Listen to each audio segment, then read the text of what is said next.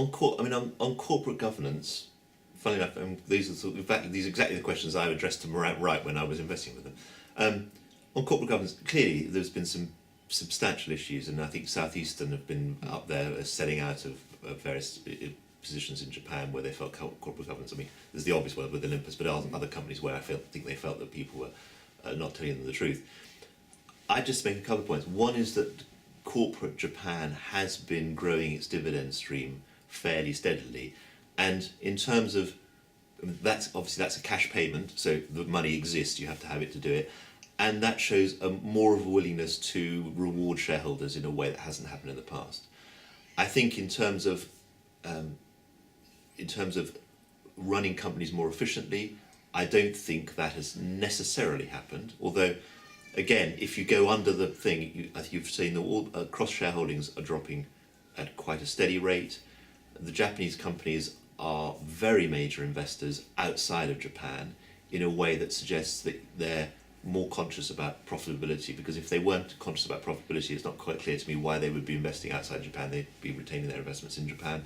But I can't get away from the fact that culturally it does appear, and I'm certainly no expert, it does appear that there is a reticence to, I think it's to embarrass each other, to reveal the problems that there are in companies, and that clearly is an issue. Having said that, the companies are just, we both know this, and you'll for yours as well, I mean, they are strikingly cheap. Unbelievably cheap in many instances. So I suppose this is the other thing about setting up on one's own. I don't have a corporate imperative to outperform this year, next year, the next 3 years. This is my money. I had a friend who once did a video of Concorde, and he managed to miss Concorde when it was flying through Paris. And he said, I've missed it. And the guy said to him, it's not coming back. That was it, you got one chance. I don't think I'm going to get another chance.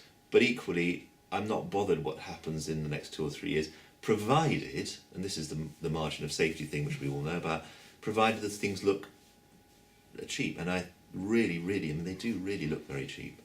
The numbers of things that your nets, and also companies where the return on capital is rising, where you're buying them at below book.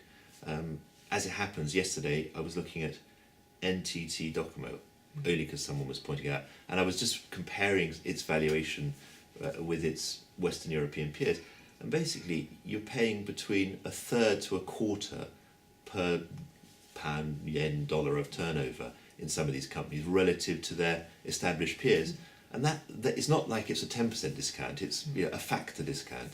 So I think it's just very cheap. Would I put 100% of my money there? No.